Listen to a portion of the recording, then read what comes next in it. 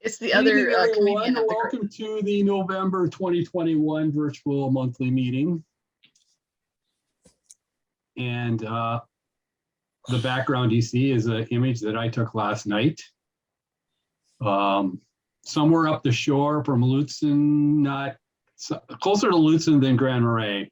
That was my image through the Canon RA. I saved this one because you can see, well, if the MES logo wasn't in the way, the Milky Way is right there. There's a meteor right in the middle, and then the aurora is in the bottom.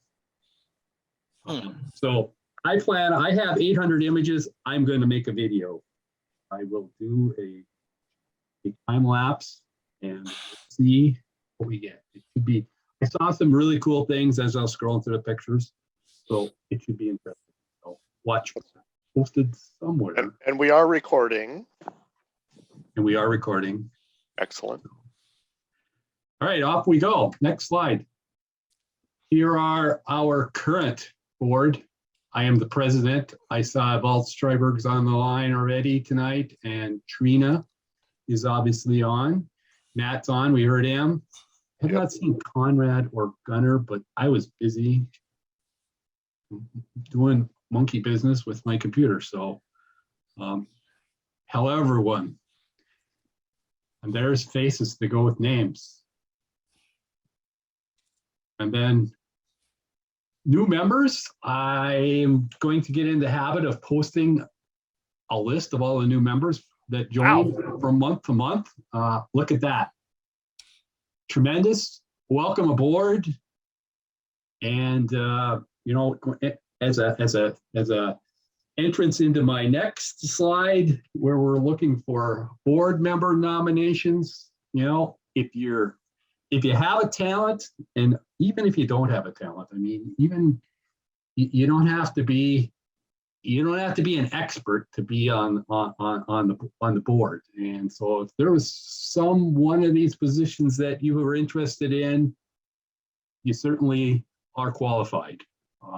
So nominations are open until the end of this meeting.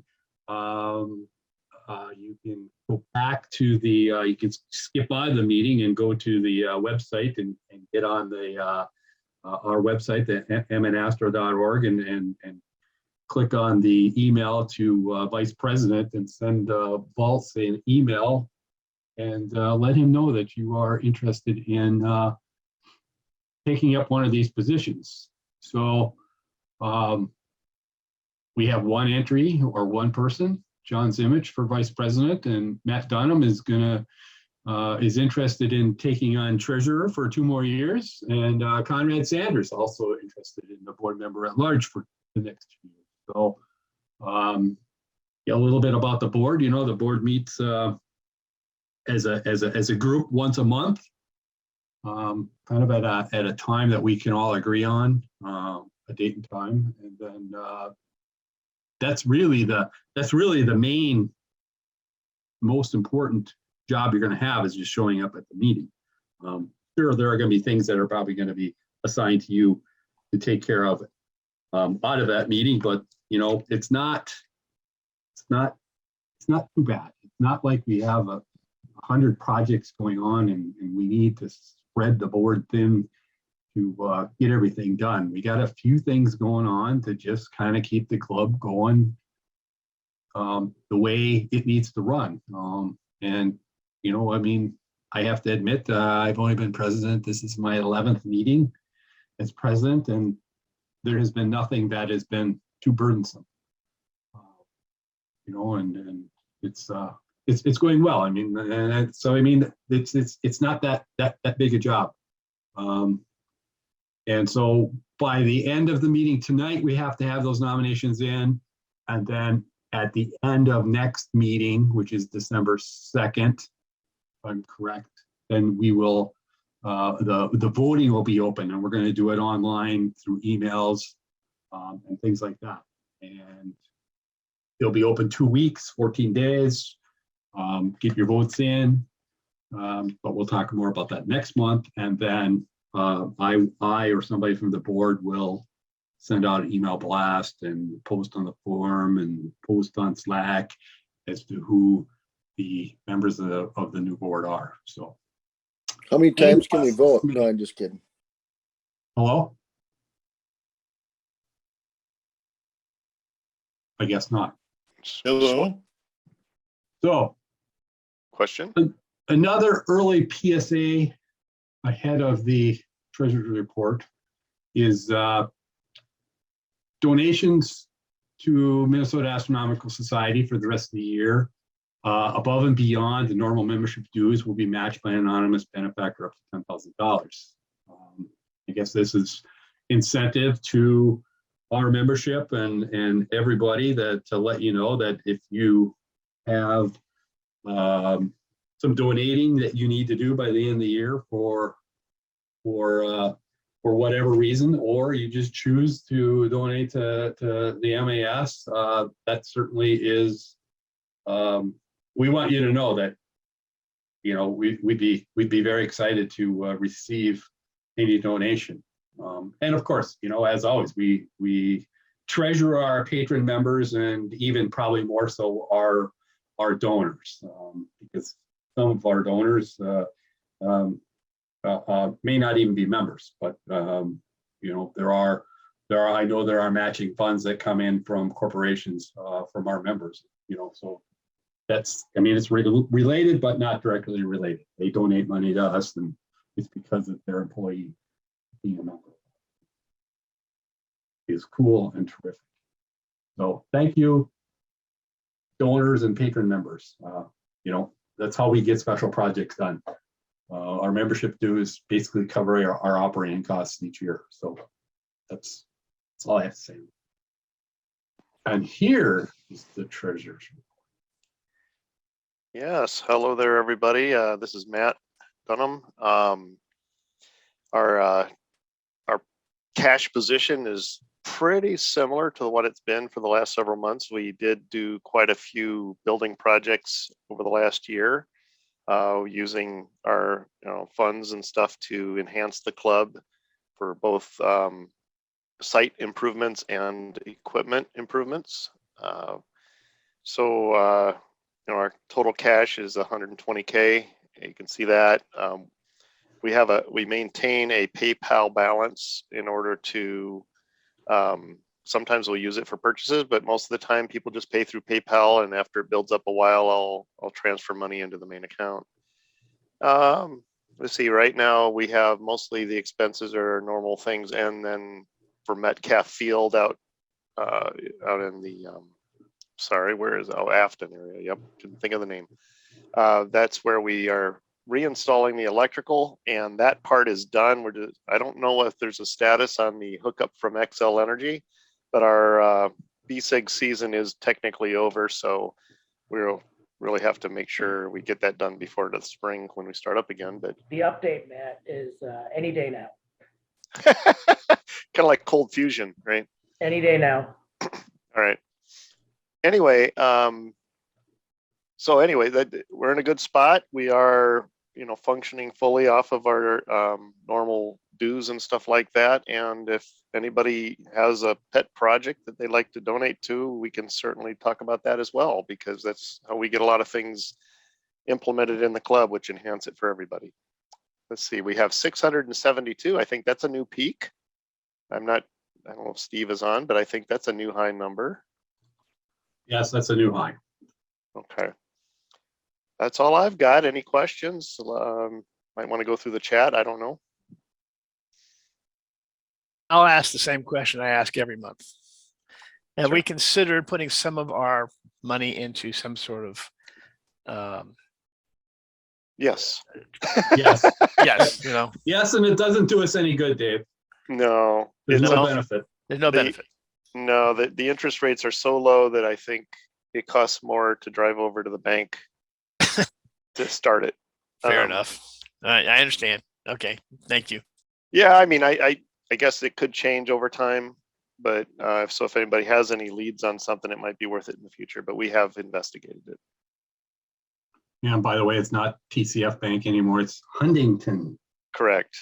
Yeah, I mean, well, if you get reimbursement checks and they say TCF, those are still good forever. Don't worry about it. I'm not passing you bad money here, but Yeah, so I'll just be really open about it, that there were a couple of hiccups due to the transition. I'm working through them. So if you have any perceived hookups or hiccups from any transactions that you're a part of, just let me know, and we should have it resolved within the next few days for sure.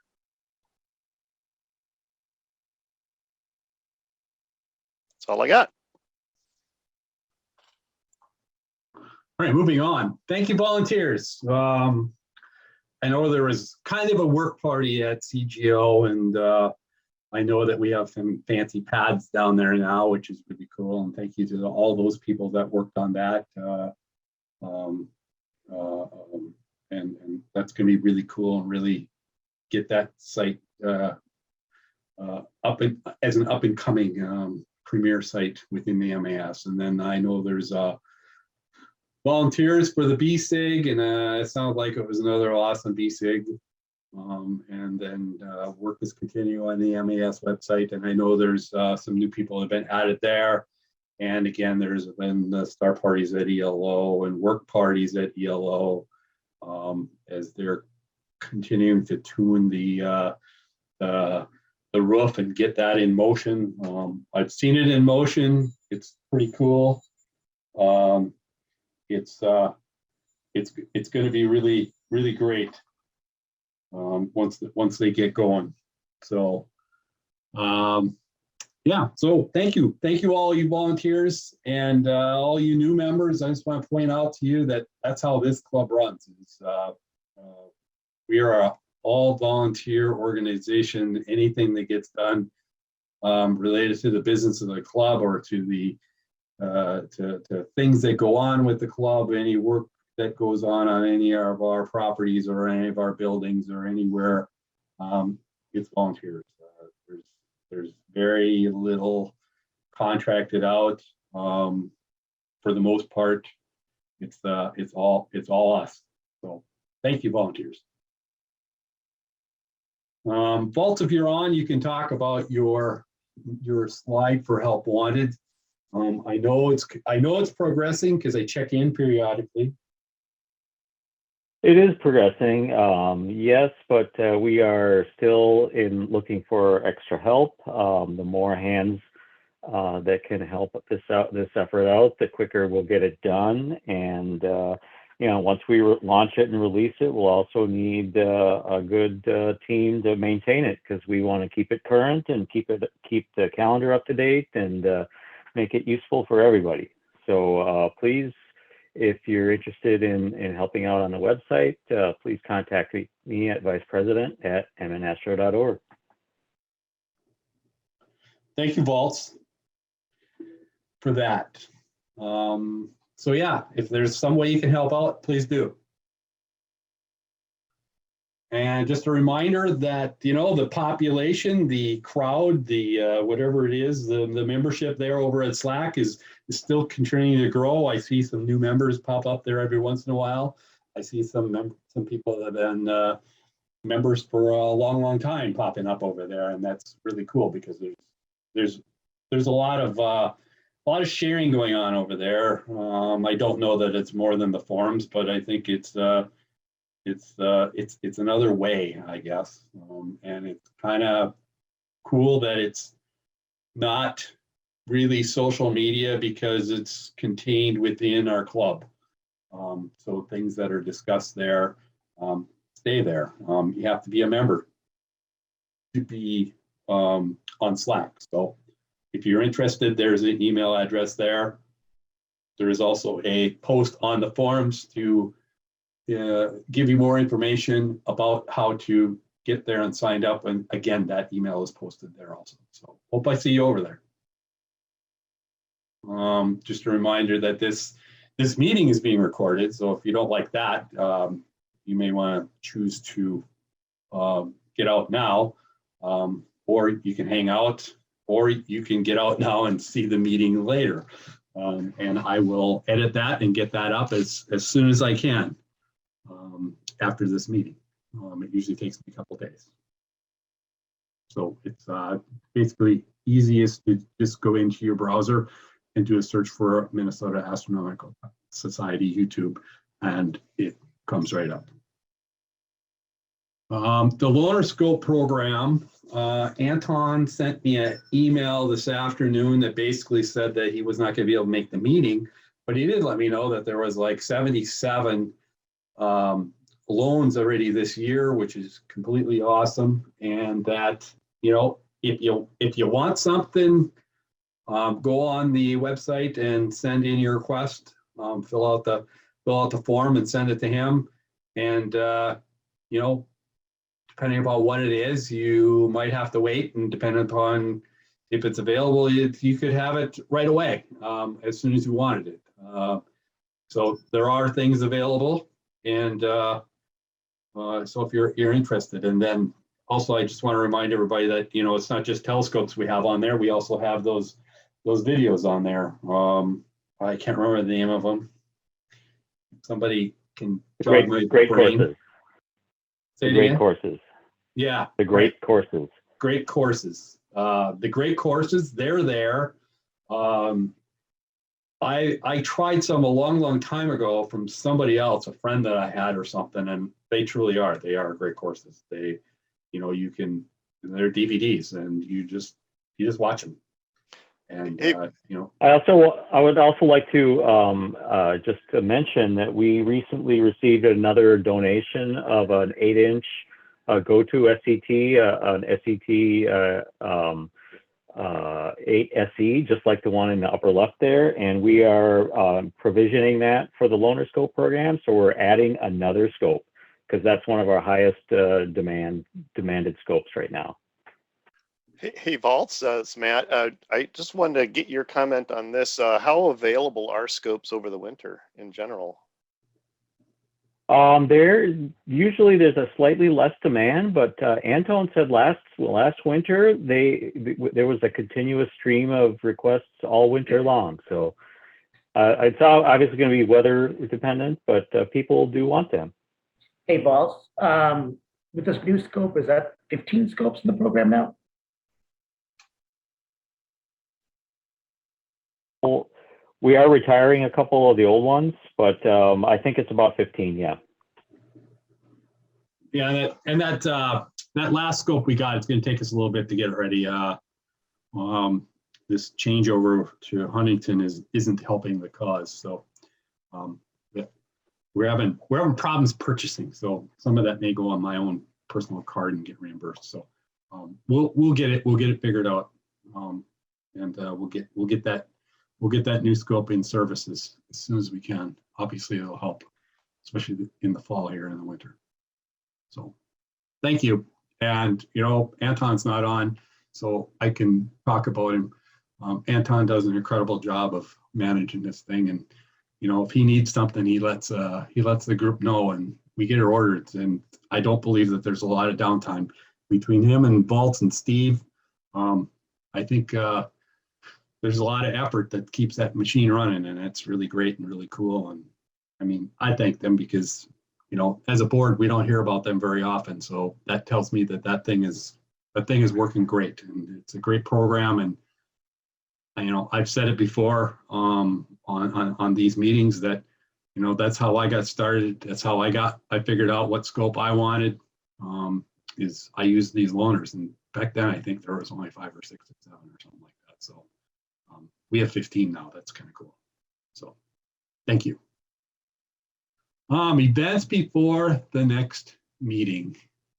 Well, new moon is tonight, and I was more interested in this torrid meteor shower. It doesn't sound like or look like it's a whole bunch, but there's a few, and I wonder if I didn't catch a couple last night in my images while I was running for a while. And then, you know, then there's some events there with the moon and planets, but in particularly, I want to talk about this partial lunar eclipse. It's as you can see, so I went on timeanddate.com this afternoon, and I go, okay, What do you mean partial on it? Because I thought when it was partial, I thought it was we were in the position here in the Twin Cities area that it was going to be like no big deal. You don't even have to go look. But to me, this is, I mean, looking at the diagram, it looks like it's almost as good as a total lunar eclipse. I mean, it's a Friday morning, so it's meaning it's going to disturb your, if you step up until totality, or as close to totality as it's going to get, at 3 o'clock in the morning. That might have an effect on your day job, but I mean, who says you can't put in for some time off on that Friday, November 19th, and sleep in. So, I guess we'll see what happens. They say it's supposed to be like 97% covered. So I mean, in magnitude 0.97. Yeah. I mean, that's gonna be kind of cool. I mean, it won't. It's nothing like but it's totally in the shadow almost. There's just a little bit peeking out, so it should be cool. I'm excited. I'll definitely take a look if it's clear. All right, the last of the star parties for the year. The last ELO star party, November 6th. And then looks like CGO and LLCC have their last star parties this weekend, and then the last weekend in November around that lunar eclipse. I was looking into adding another one for the LLCC next weekend. What is that, the 10th or whatever? But now I hear there's going to be a snowstorm, but I'll post it on the forums if we add that. And did you see David's post? Actually, it was somebody else that posted where they were interested in December. Is there any chance that we could have a party in December? I can check on that as well. If there's no snow and stuff, then that is a good possibility we could. Yeah, that'd be cool. So yeah, and let me know, that way I can put it on the next meeting too, because we'll have a meeting before that weekend. So just to let everybody know, the 4M got canceled last month and no prizes were awarded, and it was the Cloud Nebula was out. So okay, how did that happen? That's weird. All right, so gremlins in my computer. Beginner Special Interest Group has their first non-field Zoom meeting on November 20th. I know, Shresh, you're on. You want to talk a little bit more about this, and Dave Tostenson and his topic of deep sky observing. Sure. I'm not sure if Dave Tostenson's on, but I'll speak just briefly about it. I'm really excited about this one. Dave's going to talk about his journey. If people don't know Dave Tostenson, he's probably one of the premier visual observers we have in the club. He uses 25 and 32-inch telescopes, but he's going to talk about his journey and how he got to this level of observing, and the things that the things he looks at, and kind of the equipment that he's had throughout the years. And then he's going to switch over into a beginner mode and talk a little bit about the type of equipment people should be looking at as they're getting into the hobby for visual observing, as well as the type of objects and the kinds of objects that would be good for somebody that's just getting into visual observing. So I think it'll be a good talk. We'll open the link in about 15 minutes ahead of time. So if people want to jump on about 12:45, we should be ready to go. Yep. Thanks, Suresh. Yep, that's always a great program. And I've heard Dave speak before. He's awesome.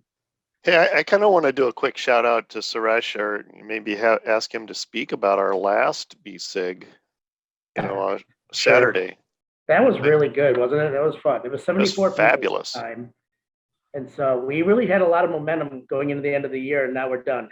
It's kind of like we had like 90 people the previous month. So it's definitely growing. I think being on the east side really helps, because I think those are like the only events our club really has on the east side. And being close to St. Paul, it's easy for people with families to come out, bring their kids. So it's kind of different from other events that we do in that it's really the people that show up drive the events. And we've had kind of success with that model with people bringing their own telescopes, or maybe you don't have a telescope, but you want to learn about telescopes or about observing. It's kind of geared towards that kind of a setting. So yeah, we've had a really good year. I look forward to next year. We finally, hopefully we'll have AC back on the field shortly. One thing about it is once we do get AC power, people that live on the east side might consider using that field for non-basic nights, to do some imaging or just do some regular observing, because it's pretty accessible even in the wintertime for our membership. So think about that. Yeah, I think that just for myself being out there, it was really neat and rewarding that there were a couple of people that I worked with in particular, and I know Suresh and others do the same. And we went from, basically couldn't get this thing aimed in the right direction. There were a number of things misaligned or maladjusted or whatever. And, it takes an hour sometimes, but after that, the guy was just knocking off targets like the planets and even a couple of deep space things. And it was just like a night and day difference between having a telescope that's taken up space somewhere in the house to like, now I've got a tool I can use. And so that's part of the purpose of this, part of the group, the special interest group for beginners. And then it's really rewarding for those of us who participated in it as well. Yeah, one of the cool things about the program is people that come as pure beginners, and then you just watch their development, and over a few months or a year, what have you, they become really good at this. And it's really cool to see that, because a lot of times they will help other people. It's kind of like, it's almost like a popcorn bag in the microwave, right? So one kernel pops, and then all of a sudden you get 10 or 20. It's kind of the way it works. So that's one of my favorite things about it. So if you've never attended an observing session, please try to in the future, and please try to attend the presentations coming up in the next few months.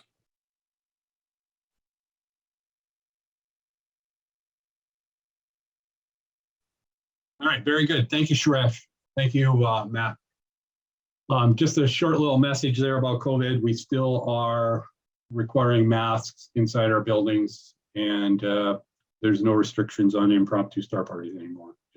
We only ask that you post your intentions on the MAS forums so that we know who's been where, just in case we needed to do some tracking.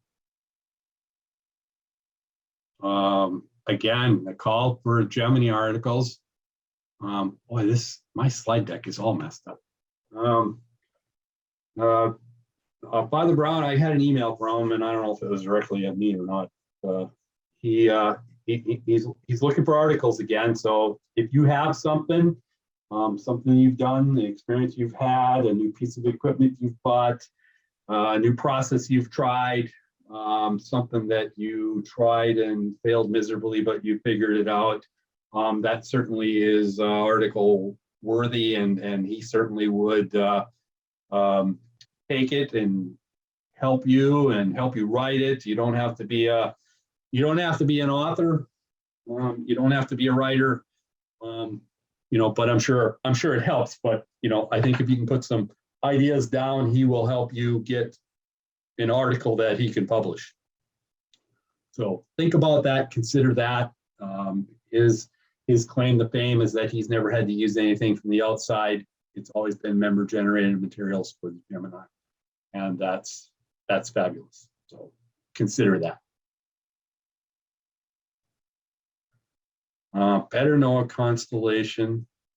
I promised I was going to show some images of what I did last night, because Matt was supposed to do this. He had volunteered last meeting, and there is a recording of it, so we could go back into the tape and say, "Oh, hey, Matt." I was voluntold, and then I didn't.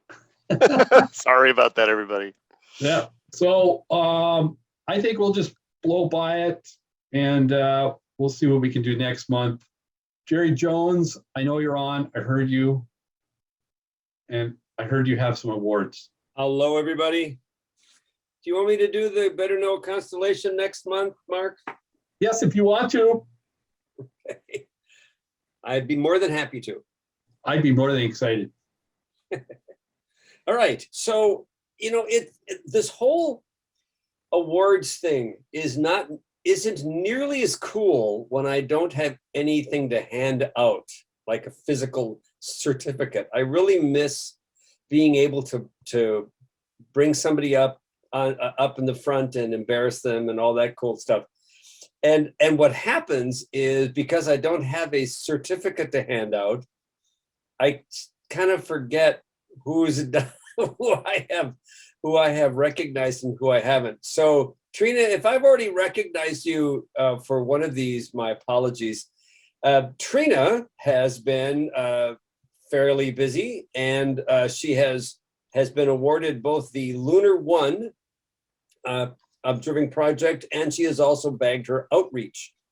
Trina, have I honored you for either one of those in the No, past? you have not.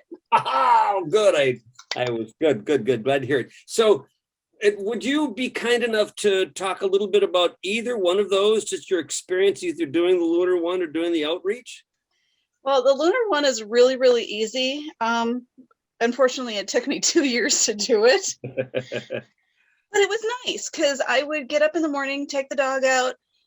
I had my little telescope sitting at the end of the garage, and I'd bring it out and point it at the moon, take a couple of notes, and then I got cold and we'd go back inside, and I'd do that a couple of times, and yeah, it worked out really, really well.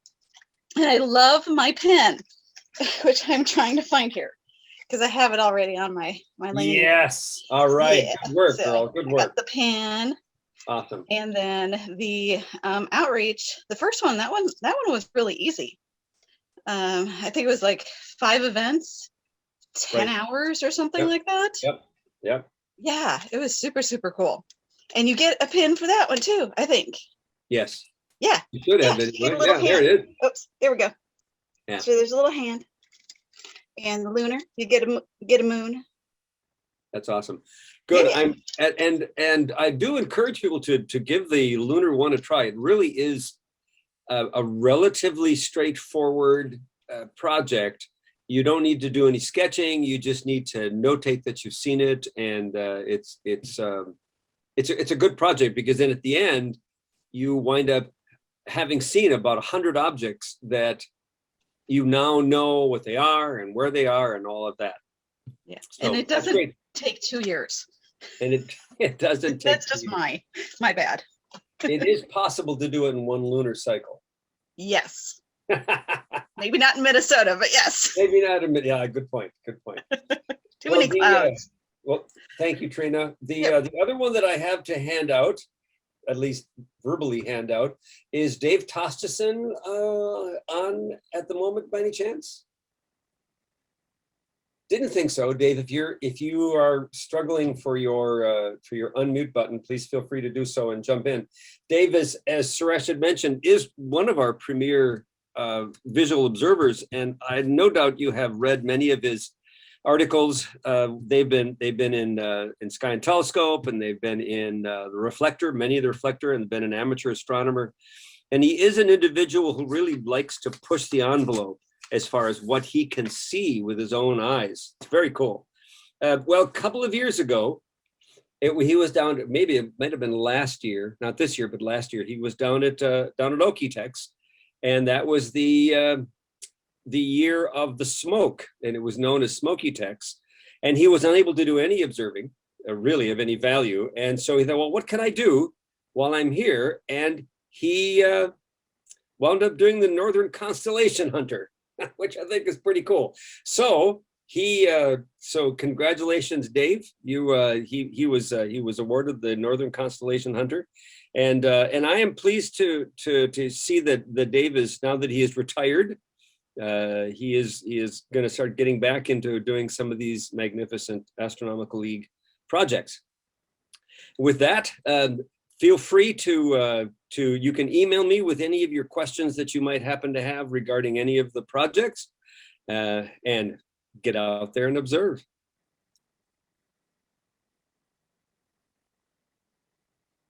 Thanks, Mark. It's this slide, Jerry. Thanks, Mark. Get out there, observe. Thank you, Jerry.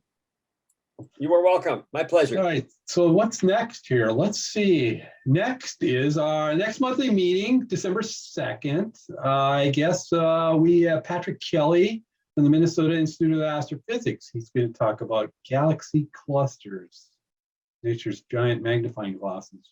Well, I'm kind of excited about that. That should be very interesting. So look forward to that. Did you see? I think it was the APOD yesterday or today, where they captured a supernova in a galaxy that was gravitationally lensed in the background. So it's like the farthest supernova ever seen. Oh boy.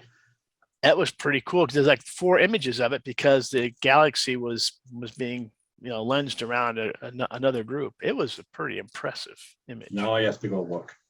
Yeah. It's either that or maybe, I don't know, it might have been Earth Sky. It was on the 2nd, Dave. It was on the 2nd. Yeah, that was a Yeah. cool picture, wasn't it? Mhm. So one real quick thing on a similar topic. I don't know if you guys heard last night. So the University of Minnesota's Department of Astrophysics is starting to do periodic presentations. And last night was the first one they've done in 19 months. I don't know if everybody else logged on to that. Actually, Dave Tossison's the one that told me about it. It was really good. They did it on gravity waves and what they've found so far and kind of where it's headed. So just keep an eye on that that website. I can't remember exactly what it is, but it's the University of Minnesota Department of Astrophysics. They post their presentations on their website. Yeah, that shows up on the just University of Minnesota physics website. You can find it. Perfect. Another one, if anybody's interested in it, I don't know if anybody watches, but the Royal Observatory of Edinburgh does some phenomenal virtual meetings every month that are really good. Yeah, it's great stuff. All right, so let's see. Moving on, next thing. Oh, so our featured speaker tonight is Dave Faulkner, our very own Dave Faulkner, and he's going to talk about the backstory of his the stories of the astronomers and their stars book that he recently published and has recently been released. And I have a copy of it, and I read it between the time that I picked it up and this meeting. And I just want to point out that I love the book. It's it's all these little mini stories about the astronomers and their stars. In particularly, I enjoyed between what I learned at NSF about Pickering and his Harvard computers, but I picked out a couple favorite people that I go, you know what? I never heard of those people, and I found their stories very interesting about how they became. Well, I guess they were famous in their world, famous with these stars. One of them being was it Bessel, Bessel. I found him very interesting in his backstory and how he came about, and of course the stories of some of the computers, the Harvard computers, the ladies that were doing this work, very interesting, and Draper, and but I was very interested though in once it drifted over to the Dave's book drifts over to the astrophotography part, and those guys. I found it very interesting. I had some notes and I lost them, but the stories behind that, that just made it very, very interesting. So, Dave, good job. And hey, I want to introduce Dave Faulkner. He's going to do the feature presentation tonight on the story behind the stories of the astronomers and their stars. So take it away, Dave. I think I have to quit sharing though, don't I? Okay, let me let's see if we can get this going here. Stop. Yeah. There you go. Okay, all right. From beginning. Okay, and now I need to share. And I guess the only thing I want to add about Dave's book is just get out there and pick it up somewhere. Just buy it and read it. You know, the cool thing about it is you don't have to read it in one sitting like I did. No, I and he read it might in even about- sign it the next time you see him. I have mine signed. So do I. I have both of them signed. So you don't even have to read it in one sitting. It's one of those that you can put down and come back to later and pick it up, because, you know, it's not like you have to remember what you read from time to time. So you could take 6 months to read it if you want. So there you go, Dave. Okay. So because I'm presenting, I can't see the chat. So can somebody monitor the chat? I will monitor the chat. And if you have any questions during the presentation, you know, put in the chat. I will stop periodically if we want to ask them over the Skype, over the Zoom here, which is fine. Can you see me too? Yes. All right. So about, I don't know, it's probably what, 2 months ago, maybe a little more, Ahmed asked me if I was interested in doing a talk about my book. And I said yes. Didn't really think about it, but I thought, well, you know, for me to really talk about the book in detail, it would be a long presentation. So, because, you know, it's got a lot of characters in it, a lot of information, and to Mark's review, thank you very much. I think you're going to really enjoy reading it. So, but I thought I might talk about the book from a little bit different point of view, and that is, you know, from the perspective of writing it. Because it'll include a few sneak peeks into what the book's about, but I think it also will give you some insight as to some of the trials and tribulations of writing a book like this. So, and it really, it all starts with the first book that I wrote called Mythology of the Night Sky, an amateur astronomer's guide to ancient Greek and Roman legends. And many of you own this book, and I appreciate your support. It was published in 2011. And when I published this book, I really thought it's probably a one and done. You know, I'm not a New York Times bestseller by any means. And so I honestly thought, you know, after this book was published, I was very proud of it. I was very glad to have a book that's out there. To have a book published by a major publishing house like Springer is an honor. And so I was very satisfied with that. So imagine my surprise when on December 6th, 2018, I received this email from my editor. And my editor's in New York. And my original editor was Mari Solomon, but she was going to retire, and her assistant at the time that I wrote my first book was Hannah Kaufman, and she moved up to being the senior editor. And she wrote this email to me, and it's kind of small type, so I'll summarize it for you. And basically, apparently Springer from time to time takes books that are in print and evaluates them as to whether or not there's a possibility of a second edition for the book. And they looked at my book and they thought that there might be, you know, some possibility for a second edition. And she asked me to think about it and let her know. And so I kind of thought about it, and you know, there are a few things that had happened since 2011 when I originally published the book. There were new moons discovered around Saturn by Cassini with non-Greco-Roman names, new dwarf planets. I could talk about some of the major asteroids that are visible to amateur astronomers. And the astrophotography section is the chapter on astrophotography with a point and shoot camera. And it really was a point and shoot camera back then, but now of course everybody uses cell phones. So I thought, well, maybe I should, you know, upgrade it and talk about doing astrophotography with a cell phone. So the bottom line is I wrote back to her and I said, yeah, you know, I think there is a second edition here, but I need to do some research, especially in the whole camera side. And it was the dead of winter. And so I said, can I get back to you with a proposal, say in the late spring? And she said, sure, no problem. I said, okay, great.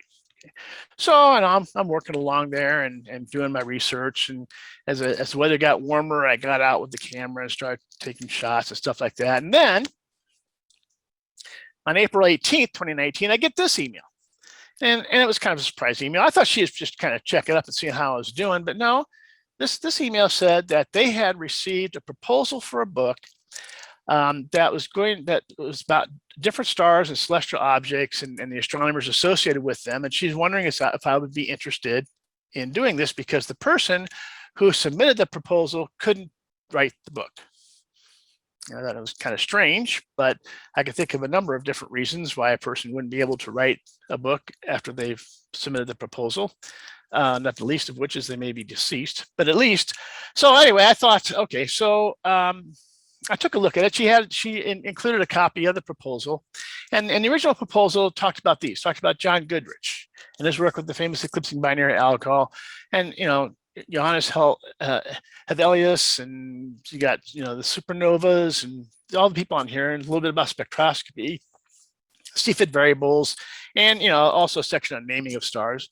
And I kind of like doing this stuff, this historical stuff, and so I thought this is kind of cool. I could really get into this, and so I told her, yeah, I was interested in it, and I also thought that there could be more to this than just those, And I thought, maybe some other content that should be included. The sun, for instance, okay, which is kind of the closest star.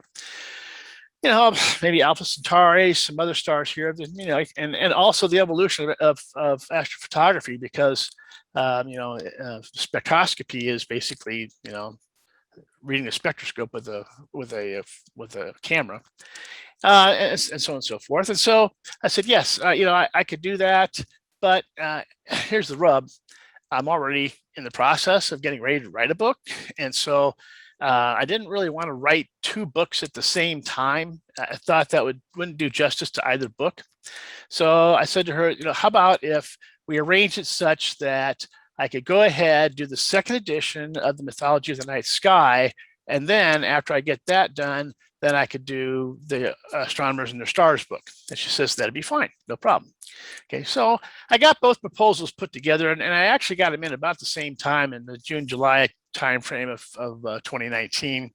And so here it is, right? So Mythology of the Night Sky began in June, contract signed in August, the due date was February, into February 2020, and I uploaded the completed manuscript on February 19th of 2020. That went very well.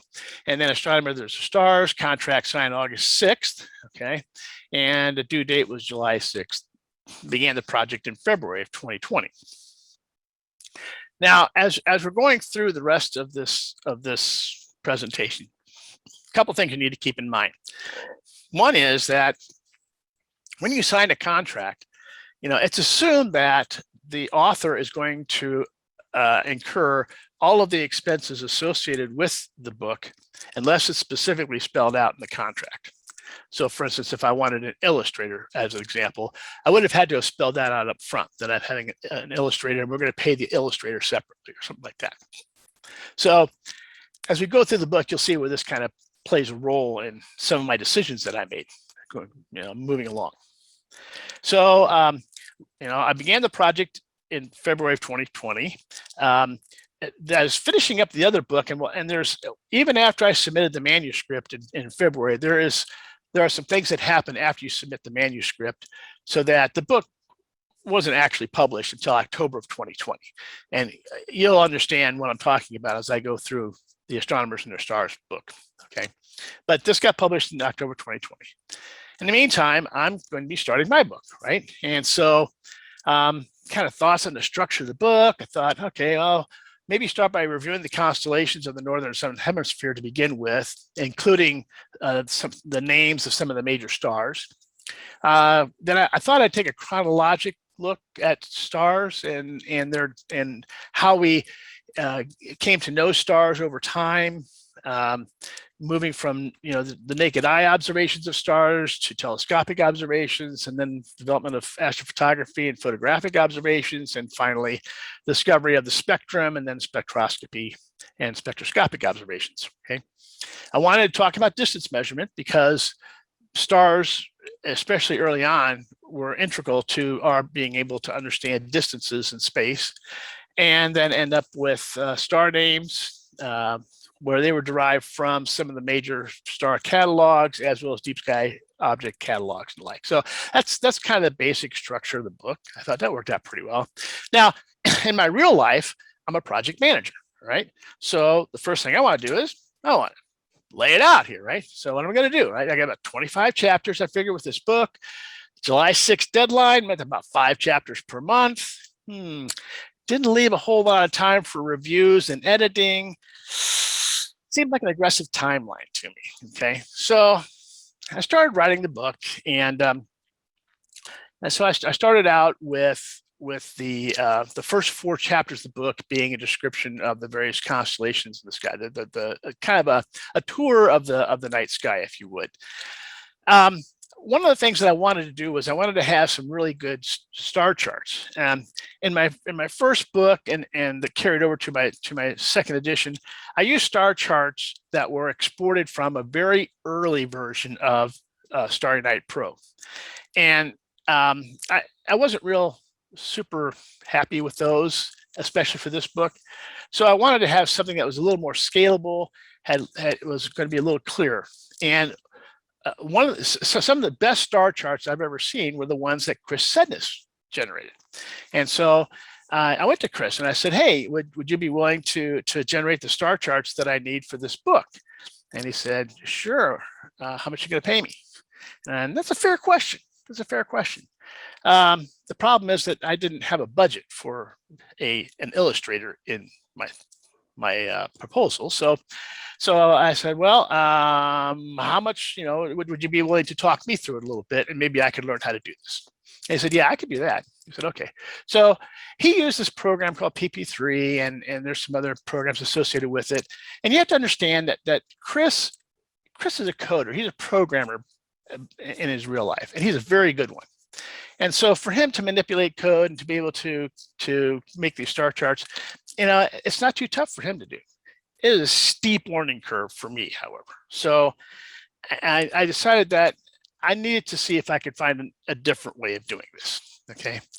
So I use Stellarium now for the most part, but I didn't like the outputs that Stellarium had. So I thought, well, what else could I possibly use? Well, there's another free program that many of you are familiar with called Cartes du Ciel.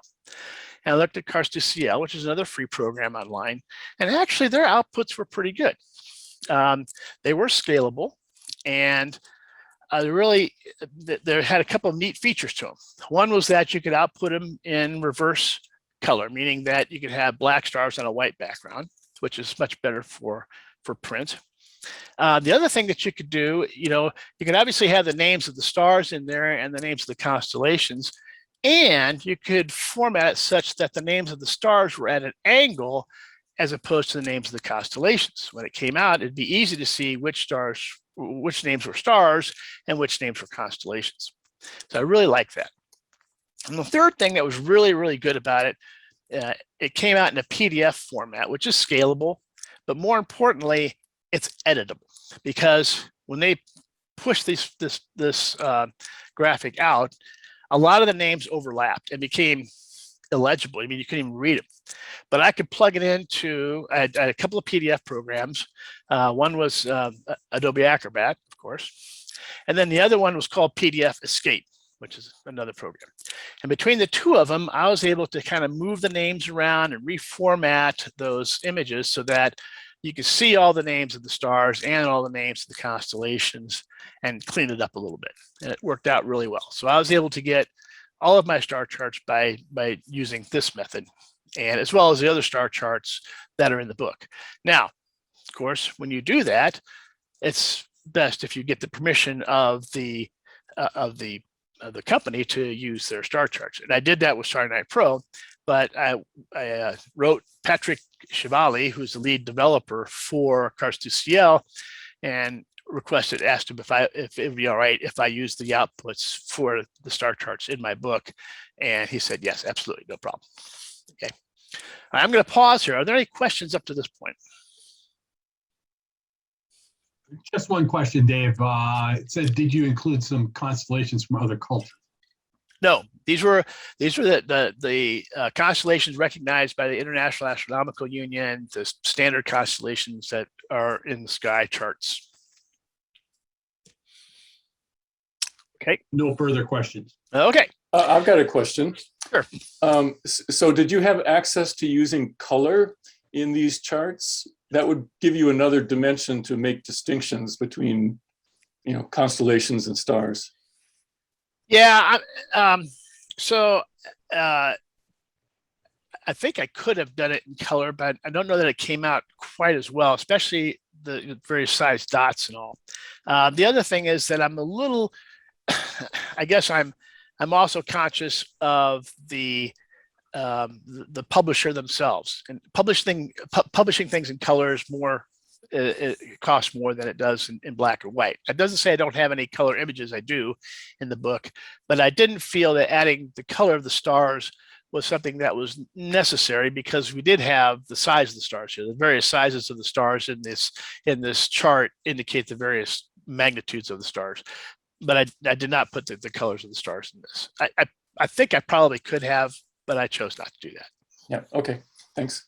Sure. Hey, Dave, I know this is kind of extending this topic, but I noticed that many of these drawings or the outlines are based on the H.A. Ray, Curious George kinds of line drawings, and I really like them. I often refer people to his book because of that, and they're so much easier. Like Gemini, for example, instead of looking like some big polyhedron, is actually looking like two people.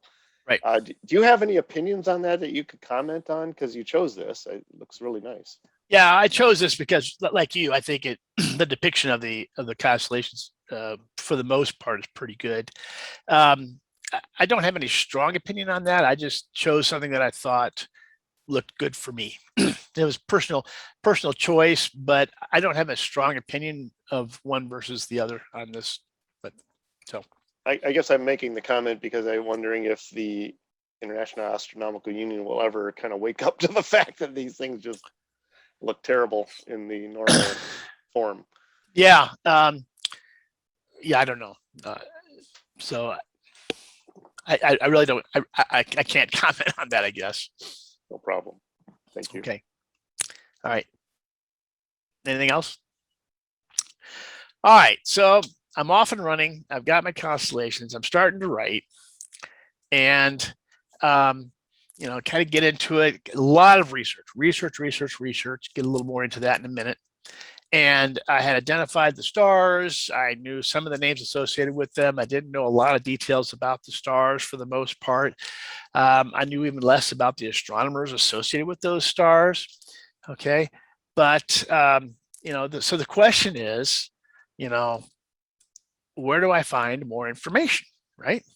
Okay, so there's a couple of things. So let's talk about my go-to online sources, okay?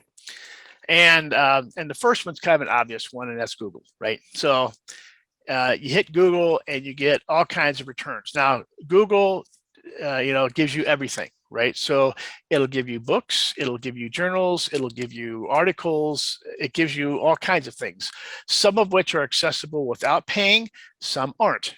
If it's a book, obviously you may have to buy the book, okay? It's not available online, or if it is available online, you got to pay for that too. Okay, so I was able to find quite a few things online doing that. I did go ahead and spring for the paid version of the Encyclopedia Britannica online. It was just another source for me to go to get information, and I was able to use that. It was okay. I found some information in there interesting, but I certainly needed more than just Britannica for information.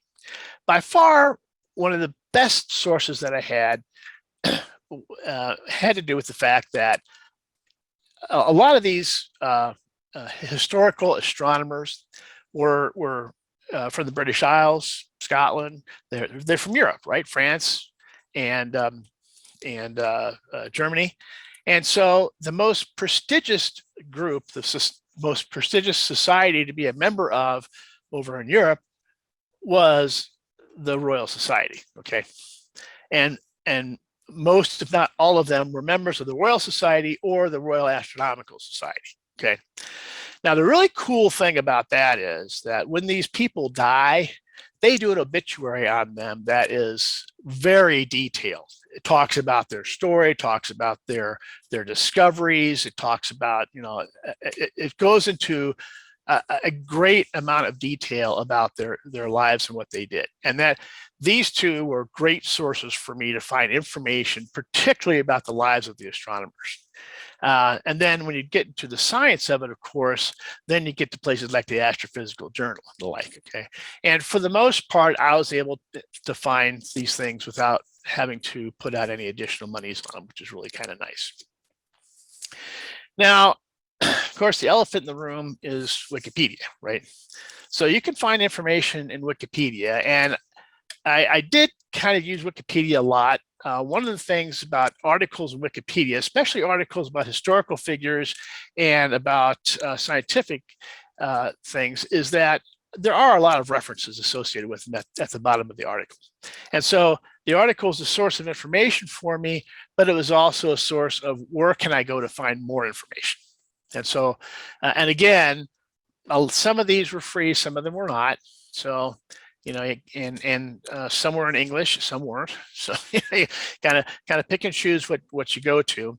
And I at first, when I first wrote the book, I did reference Wikipedia quite a bit, and that turned out to be a little problematic in the long run, and I'll explain that when it happens. The other thing that I wanted to do in this book was I want to have a lot more illustrations than I had in my first two books. You know, I think that illustrations really help in the book, and so one of the best places to go for illustrations is a place called Wikimedia, and so to the extent that I could, I wanted to use illustrations that were in the public domain, because if they're in the public domain, you know, I don't need to pay anything. I don't really need to reference where the image came from. But the really cool thing about Wikimedia is when they have an image there, like this image of Rutherford Lewis Morris, down below, it'll tell where that came from. And I could use that as a citation in this thing, saying that it was public domain, but also where it came from. And that was really a nice way of doing it, okay? Because you don't need to worry about checking with anybody for using it, but by the same token, you also let people know this is where it came from, okay? And so I would say 80% of the illustrations, maybe more in the book, I was able to get them out of Wikimedia, okay? Now, there were some other illustrations that I used that were not public domain. And so I had to contact the person who did the article, who had the illustration in there, and get their permission to use it. And everybody was very nice about it. I only had to pay for one set of illustrations, and that was from the Hastings-on-Hudson Historical Society for the Henry Draper photographs that he did. They had a copyright on those, and they had just asked for me to make a donation. So I made a $25 donation, and they were very happy with that. So I got those images without any problem. One image was a little problematic, okay? And it was this image of Fraunhofer's sketch of the solar spectra, a key image when you talk about the discovery of solar spectra. Okay, Fraunhofer was a German astronomer, and when he spread out the spectrum, he noticed all these dark lines, and so he made a sketch of this across there. And he had no idea what these dark lines were, you know, but he labeled them A, B, C, D, and all that. And later on, of course, we came to find out, well, these, of course, are the absorption lines of elements. But he didn't know that, and so I saw this sketch in a number of places, and you can see on the bottom of it where it's dated 1814, 1815, okay? So, you know, I knew for the most part it was probably public domain, okay? But it wasn't in the Wikimedia Commons, okay? So I couldn't use that as a reference. And the other people who had this sketch in their articles, well, they weren't Fraunhofer. They got the image somehow. And so I finally did find an image, but it was in a data library called Getty Images. And if you know anything about Getty Images, they have a huge database of images, but you pay for every single image you get out of Getty. Okay, and when you want to put it into a book, they charge you an arm and a leg for it. And so that wasn't going to work. Okay, well, I kept digging around, and I finally found a scientific journal in German around the time of Fraunhofer that had the image in it. And it looked like the article was by Fraunhofer, and it was probably about this image, but I can't read German, so I had nothing, I don't know anything about that. And furthermore, I was still concerned about the fact that Getty Images had this copyrighted. So I contacted my editor. I said, look, I want to use this image. Okay. I found it in this article, and I gave her the link to the article. But I said, also, Getty Images has this image copyrighted. Can I use this image? Okay. And she wrote back, and she said, she replied that the journal was part of the Biodiversity Heritage Library, considered public domain since it was published so long ago.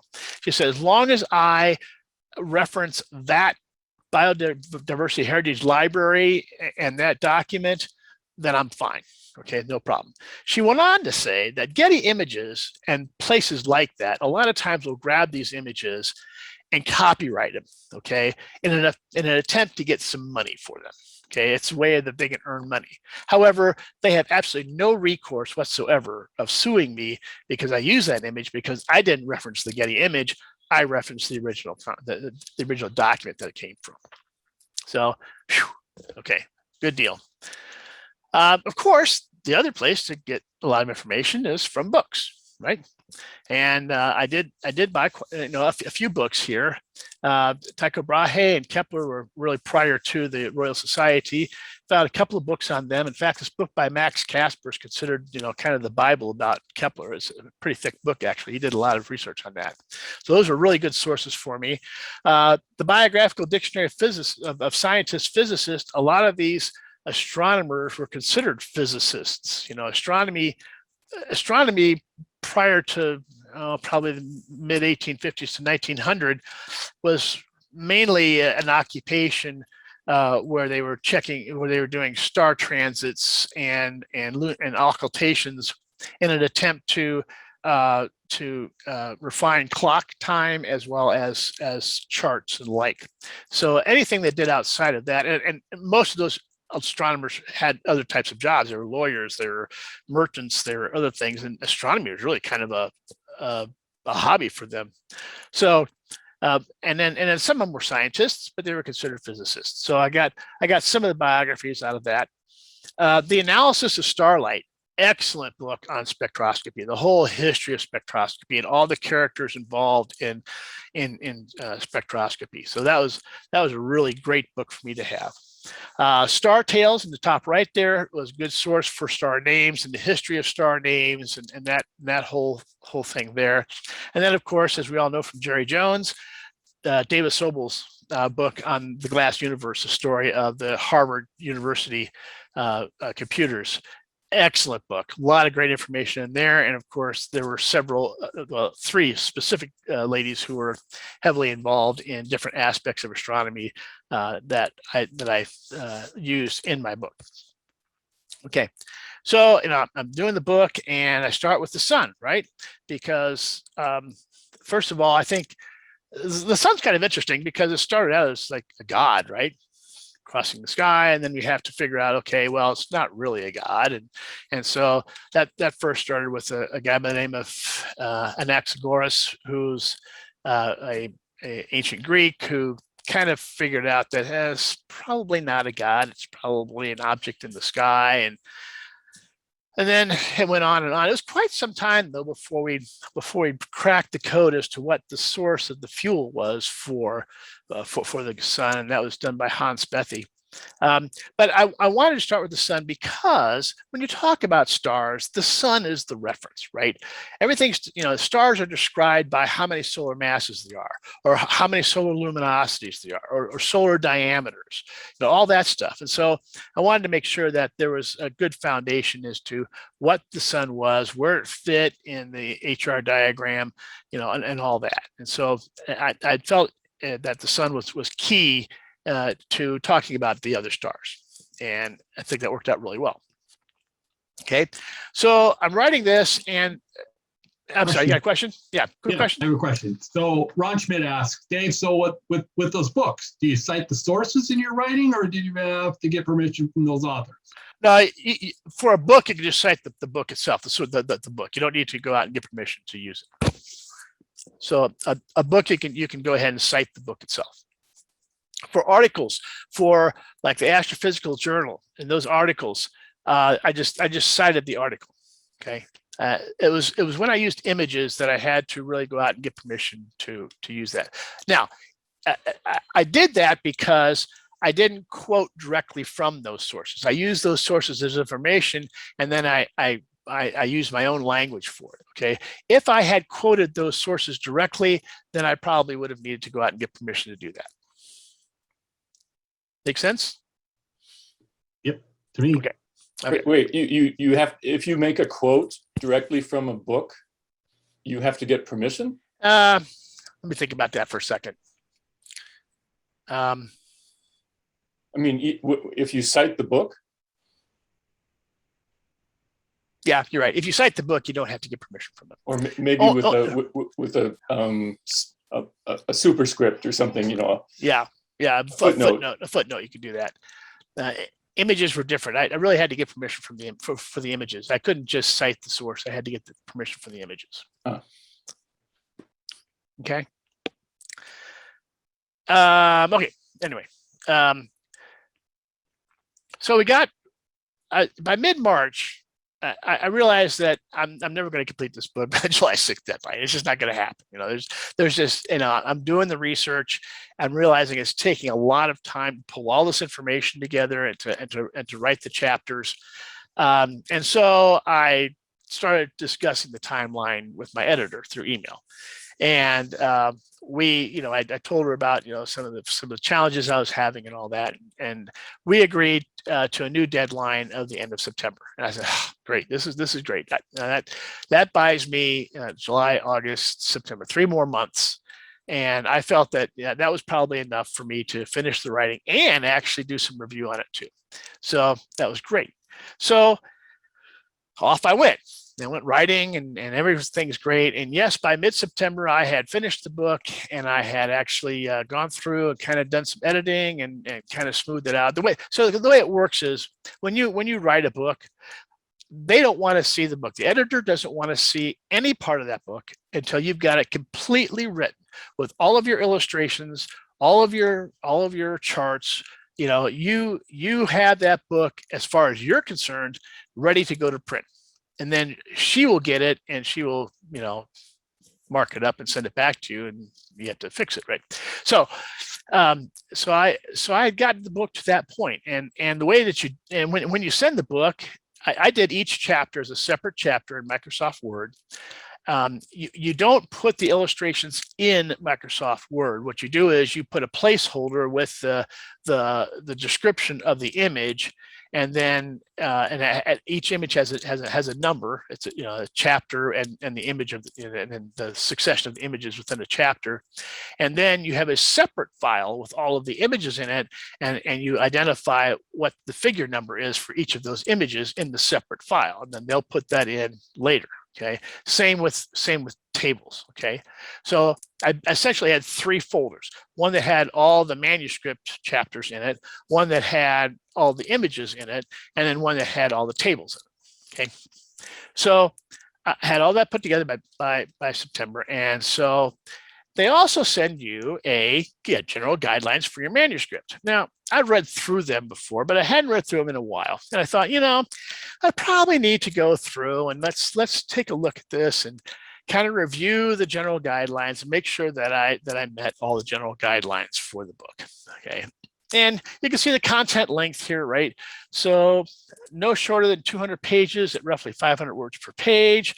200-page book, 100,000 words. If you have a few illustrations, if you've got a lot of illustrations, you can get away with 80,000 words. Okay.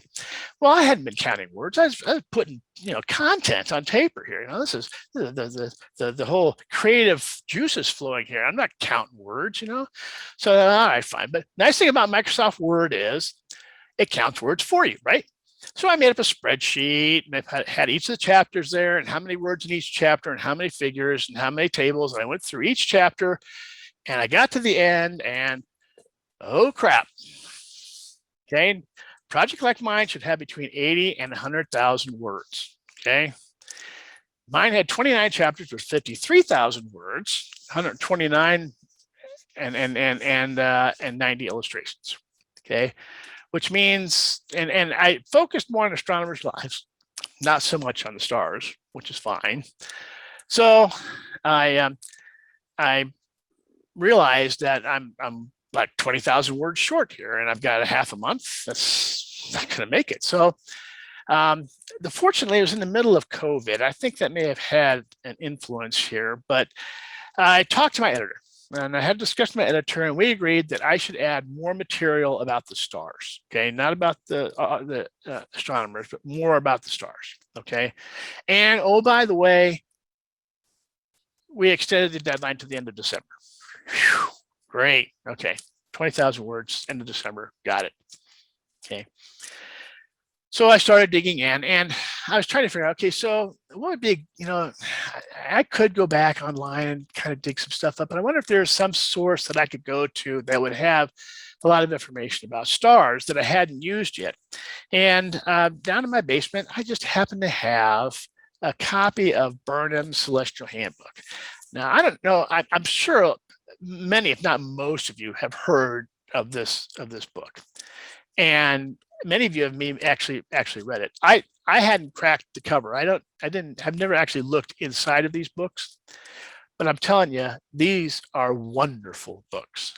Burnham did a fabulous job writing about constellations and about the stars in the constellations and some of the deep sky objects as well.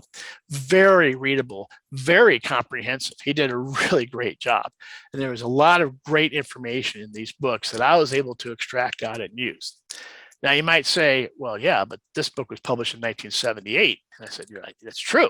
Okay, so it's dated a little bit, but finding the delta between 1978 and current, especially for a lot of these stars that have been known for quite some time, there wasn't that much more information that I had to dig out. So, by and large, this is really great. And so, using this along with some additional online resources that I found, I was able to actually get the content that I needed for the stars and the publication. Okay, so I get to December 27th, and I sent this message to my editor that I've completed the project. I've uploaded the manuscript, figures, and tables. I have 72,000, but I also have 117 figures now and 11 tables, okay? And just for reference, when the book was finally published, it has about 300 pages. So this was plenty of words. Okay, so that goes to my editor, right? On January 26th, she sends the marked up copy. Now the marked up files were on Google Drive. I just downloaded them down. Most of them she wanted a few clarifying statements, maybe expanded some concepts here and there. She had, there's some things that she wasn't, she had some questions about, double checking some of the citations that I had, spelling and grammar items, but there were three major issues. One was the use of Wikipedia as a source. Publishers don't like to have Wikipedia used as a source because of two things. Number one is that being a free thing, easy to get to, it's kind of cheapens the book a little bit because anybody can use Wikipedia, okay? But probably even the bigger thing is that even though a lot of things are referenced, anybody can add information into Wikipedia, and it may not be necessarily all that accurate, okay? Secondly, the citations need to be changed from Chicago style to numeric style. And I'll talk about that in a little bit. But that was a big deal because I had a lot of citations. And I was afraid if I had to change all those citations, man, that was going to take me a long time. Okay. And then she wanted me to combine the last two chapters of the book, and you'll see why in a minute. Okay. So let's take these one at a time. Okay. So the first issue, Wikipedia. Okay. Again, I used Wikipedia as a source, and I use the content. Now, I didn't need to rewrite anything. I just needed to find another source, a different source of that information from a peer-reviewed source, something that was not Wikipedia. And so I was able to do that for the most part without a whole lot of problems. I also did that with the Britannica references for the same reason. Okay, and there was a little bit of rewriting that I had to do to make sure that it met the information that came from the source, but for the most part, I was able to do this. It wasn't too bad. Okay. to be honest with you, I was much more concerned at first with changing the citations. Okay. Now I use Microsoft Word, and this is probably my savior here, because in Microsoft Word, when you put in a citation, they have a whole ribbon for that at the top, as you can see here. And, you know, citations and bibliography go in that middle part. Okay. And I chose Chicago, as you can see.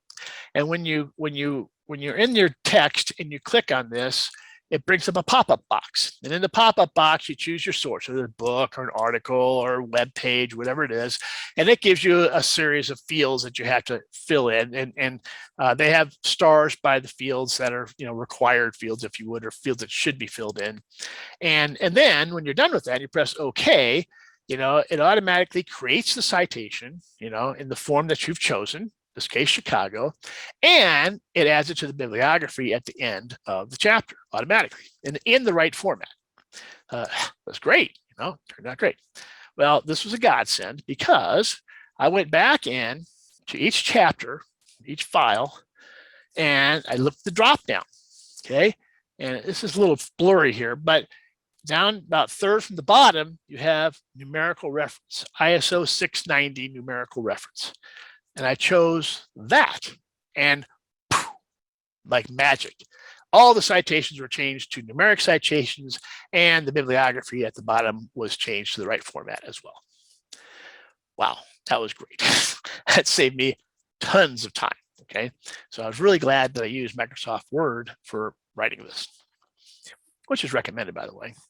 Anyway, the last one was combining the last two chapters. Chapter 25 was star names and designations. Chapter 26 was star and deep sky catalogs. And there's a lot of overlap there when you start talking about like designations and catalogs and the like. And so it wasn't too hard for me to combine the two into a single chapter. And I was able to do that. It took a little bit of work, but it worked out fine. Okay, so then I do the final upload. I give her a list of everything that I did to, you know, based on her edits. And so everything was uploaded. I did have to change a few of the images. Anyway, suffice to say, there's enough to be done there that I felt I needed to kind of outline it for her. And I uploaded the new files up into the Google Drive. Okay. And she accepted them. And so the next thing is, okay, this is great. So now we have the manuscript and the files and all that. What about the cover of the book? Man, it's important, right? Okay. So I could choose an image as long as I got permission to use it and send it in to them. But I figure Springer's a big publishing house. You know, they probably got plenty of images. So I said, you know, why don't you select some images and let's see what we can go with. So I was sent a file that had these 5 images in it. Okay. And I really liked image number 1. I thought image number 1 depicted, you know, the feel of the book the best. Okay. And so I chose, you know, number 1. Let's use number 1. And then she came back a couple of weeks later and she says, you know, we got some sort of copyright issue with image number 1. We're not going to be able to use that. What about one of the other images? Okay. And I said, well, you know, image 3 looks good, except I really wanted to have, you know, a starry background. You know, it doesn't have much in the background for stars. You know, it's obviously it's William and Carolyn Herschel, and they're you know, he's looking through the telescope, she's taking notes and all that. And so she came back with the final image, which was that image, but it actually had a really nice starry background that they must have, you know, photoshopped in somehow. And so it turned out really good. So that turned out to be the cover of the book. Okay, cool. Okay, so now all of this is sent over to the publisher, the people who are going to format the book, because all this is done in 8.5 by 11 paper. They got to format it for, I think it's roughly a 5 by 8 or 7 by 9 size paper, and reformat the whole thing and lay it all out for the final book. Okay, and before they actually publish it, they send what's called the author's proof to you. Okay, so so after the editor signs it off, that goes over, and a project manager, Ms. Sandrine Priscilla, based in Puducherry, India, sent me a very nice email saying that she was the project manager for the book and that the proofs should be to me by August timeframe, July, August. I have about 10 days from once I get that to respond to the queries that are in there. And then if I do that, then they estimate publishing in August of 21. So what they do is they go through and they format it, that they send you a PDF file. And in that PDF file, they have a bunch of questions embedded in the PDF file that they would like answered. And it had to do with, hey, is the arrangement of the words for this title good? This citation doesn't look quite right. It's just, they had about 90 questions that they asked me throughout the book, okay, that I had to respond to. So it came in like I said, in a PDF file. So I just threw it into Adobe and I started going through it, and you can see it's like the formatting of the titles, placement of lists or images, clarification of some of the content. And so I was going through, and Adobe kept putting up this pop-up saying, hey, you really should, I was saving it on a local drive, and she said, really, you should save this in the Adobe cloud. I said, finally, it wore me down. I said, fine. So I about a quarter of the way through the file, and then I started saving it to the Adobe cloud. I thought, okay, great. So I finally got through the entire file, and I sent it back to the project manager, and she responded saying, hey, there's only about 25% of these that you've answered. What do you mean? And so she wrote back, and she showed me an image that showed that only about 25 of the comments had been answered. And I thought, oh, what the hell are the rest of my comments? I'd spent a lot of time on this. And then it occurred to me, So I took the file that was off my local drive and sent it to her. Okay. And so then I went up to Adobe Cloud and I got that file, and they didn't sync. They just had the file up there. So I had to copy the file back down and then send her that file, and that was fine. That was what we needed. All right. So she went there and we got it all put together, and lo and behold, September 6th, 2021, I got the word that it had been published. And this is the Amazon Books image of it. So that's how I got my book finally published.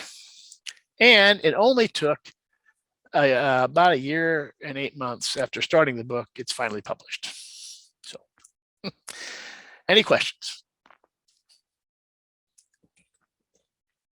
Yeah, I have a question, Dave. This was an aggressive schedule that you started out in, and you extended it not once but twice. But Correct. It's still a huge amount of work. And Yes. I'm curious about how much time you actually spend on this project. Maybe each night or each week, or how do you do it? Right, because I have a day job, right? So, my most productive time were Saturday mornings. My wife is kind of a night owl, and so she sleeps in, and so Saturday mornings were pretty quiet. So I had good blocks of time every Saturday morning, and sometimes Sunday mornings, to really get a lot of writing done. And that's when I did my creative writing. During the weekdays, when I do some of my research, found some of the images that I wanted to use, some of that busy work that you get, that's all part of the book, but it's not the creative writing portion of it. I don't keep track of the hours. Oh my gosh, I don't know, a couple of 100 hours, I suppose. I don't know. It's a lot for sure.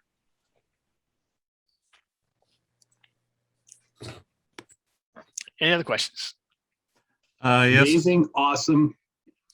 A lot of great information, Dave. There are no other questions, at least from what I can see. A lot of comments. I'll have to read the comments, but yeah, so I can escape out of this, I suppose. Eh? Okay. Dave? Yeah. Mark here. There was a piece on PBS a couple of years ago about a gentleman who actually decided to become a writer. And he looked back and basically was saying, in many regards, that was a stupid mistake. Because he had to spend so much time writing and so forth, and he made some choices, he said, that were just kind of plain stupid. where he lived, the house and everything else, and the finances were just kind of lousy for many things. What was lousy? What was? I'm sorry, that last. The hours, the pay. Oh, yeah. Yeah. Just being a writer, writing things for him was just, looking back, he said he made some terrible choices on that. Okay, so I've got That's a couple why of you need comments a day about job. well, I've got a couple of comments about that. Number one is that writing a book is kind of like giving birth, from what I understand. And that is that, a lot of women say they'll never have another child after they give birth. Okay. And then they wind up having other children. And it's kind of the way it is with the book. You spend so much time at it. And when it's finally published, you're so glad it's published. You never want to go through the whole thing again. And as time goes by, you decide, maybe I do, and so you do that. So, and the other thing is, especially with books like I write, which are niche books, kind of a very narrow audience. I obviously don't write the book because I want to earn a lot of money. Is it never going to be a New York Times bestseller? And I know that. Okay. I write it for two reasons. Number one is I enjoy writing it and doing the research and finding out the information just for my own education. And sure. And secondly, it's kind of cool to be a published author. I mean, it just is, right? So, and people are, when you talk to people and say, yeah, I know I've written 3 books, and I can say it casually, but a lot of people are quite impressed by that. That you've written 3 books, you're a published author, and not a self-published, but actually through a company like Springer, where they did pay me for it, and I do get paid for these books. I can tell you right now that, and I haven't gotten, since the second edition and Astronomers and Their Stars were published fairly close together, I really haven't gotten a check that would sum all those. I get a check once a year, and for the past year, since 2011, that check has been somewhere in the neighborhood of $300 to $400. So I'm not making a living off this by any stretch of the imagination, but it's it's kind of nice. But then you're doing a technical writing, not a fictional writing, right, or some other type writing like that. So it's right.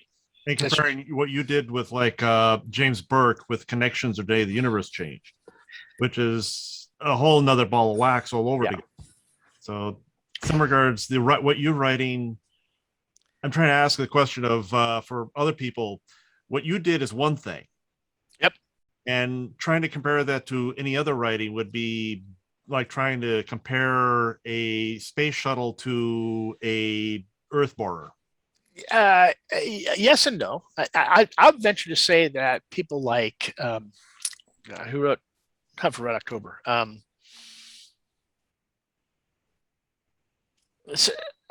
Some of the Tom Clancy. Tom Clancy.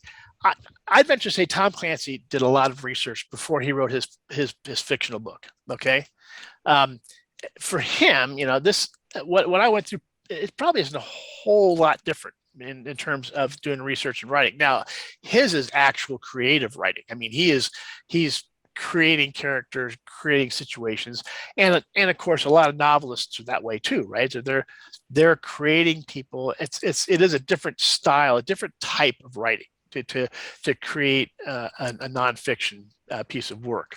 But I would say to you that any writer who's out there is doing it because they love to write. They love to do it. And there are a few that are actually making money at it. But, I think that when they first started on it, they weren't sure that they were going to make any money at it. And they just did it because they really loved doing it. This is like a very artist dilemma. Yeah. What was your favorite people? Yeah. Dave, what was your favorite astronomer? And would you ever write a fictional story about them? I'm not very good at nonfiction, so I'm gonna say no on that. My favorite astronomer. Oh man, that's a good one. I think it's probably Henrietta Leavitt. Her story is really cool, and she was an amazing person. One of the Harvard computers, that Jerry talked about too. And although she was never allowed to look through a telescope, by the way, none of them were, the work that she did was truly amazing. And to find out the whole relationship of the Cepheid variables, of course, that was a key discovery, and of course, it was integral to our understanding the true size of the universe. So, yeah, she's truly amazing. Nice. Good thing to invent time travel so you can go back and meet her. I'd love to. Mm-hmm. But there's a lot of interesting stories. I mean, they came from all kinds of different backgrounds, and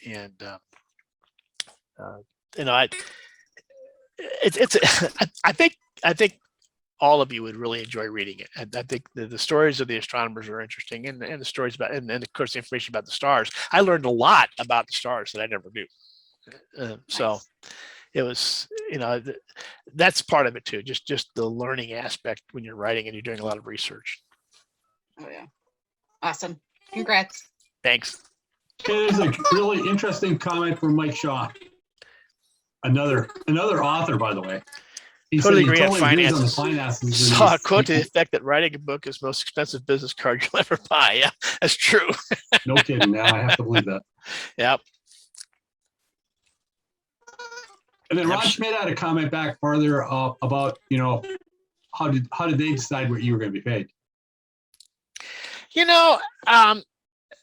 That's in the contract, and there are some industry standards on that. It works out to about $1 a book. What I don't know, I don't know monetarily how much it is for ebooks, because ebooks are cheaper than hard copy books. I think it's like 8% or something like that. I don't know, but I have to go back and look at the contract. I read that pretty thoroughly for my first book, but when you talk about a publisher like Springer, who's a big time publisher, they've got their industry standards. They're going to pay you what they typically pay the writers, and I wasn't really too concerned about them gouging me or anything like that. I figured that, and actually, I got more money for this book than I did for the other books. I think that's the other thing, is that as you become established with them, they're willing to pay you a little bit more too. So my fee, they give you an advance. My advance for this book was higher than the other books, so they're paying me a little bit more. But again, it's not enough to live on by any stretch of the imagination. So another comment. I presume you didn't have anything to do with how to price the book. No, no, they handle all of that. What I'd like to be able to do is to have a book signing, but part of the problem with books these days, especially these they call them the soft cover books, they are print on demand. So they've got a file somewhere. And in fact, the books that I got didn't come from India. The books that I got, my free copies that I get, they came from Pennsylvania somewhere. So they're able to send that file over to some printer and print the book more locally in order to save money, I'm sure, for shipping. But they don't stockpile 10,000 copies of the book or something like that. It's a print on demand. So when you order it, they print it out and send it. So I could do a book signing, but I'd almost have to bring my own books to do that. That's kind of leads into the next question is what's the best way to obtain a signed copy of your book? So what I've decided is, if you want me to send you a signed copy, I can certainly do that. I'm charging $35 to cover all my expenses in sending it. If we meet in person, it's $25, and I can more than happy to sign the book for you. Any other questions from anyone? And you can send me an email or a private message, and we can make those arrangements. Would you consider another book? Good question. Well, a subject I did kind of ask the question earlier about, we have our international recognized constellations, but what about constellations from other cultures, the history they have in looking at the stars and such like that? That would be an interesting look of history and culture. Yeah, it would be. That might be a little bit of a bigger book to look at. Time. Yeah, and I know there have been some books that have been published about the constellations of other cultures. Native American, for instance, Chinese had their own constellations, of course, and all. So part of the book proposal that you do is you do some research on, are there similar books out there? And when they evaluate your proposal, they kind of take a look at that and they decide whether or not the book that you are wanting to write, is it going to be unique enough to be able to sell copies of the book, that it doesn't, mimic some other book. I know that David Schultz and I were thinking about doing a book about life in space, and astrobiology and the like, and we couldn't get any publisher to bite on that. There's just too many books out there about that. So I agree with you on that, but I don't know if maybe that's already been done. So we have to kind of, that's all part of the book proposal, to do a little research on that. Okay, any further questions from anybody? If there's nothing, well, hey, thanks everybody for joining in and spending some time with us tonight. Thank you, Dave, for the presentation. Very informative, very Well, I hope you enjoyed it. Yep. Huge backstory that who'd have thunk it was that much work or that. It's more work than it's more work than you think. Yeah. It takes time. Yep. By the way, Michael Copper did a calculation for you. 10 hours a week, 80 weeks, 800 hours. $800. Yeah, that's. You better get to work and sell some more books, because I don't think right. You're even at $1 an hour yet. Well, as someone says, that's why you have a day job. That's right. Well, good night, everyone. Hey, I'm good night. signing Thanks off. a lot. Take care, everyone. See you next month. Yep. Right. Good night. Good night.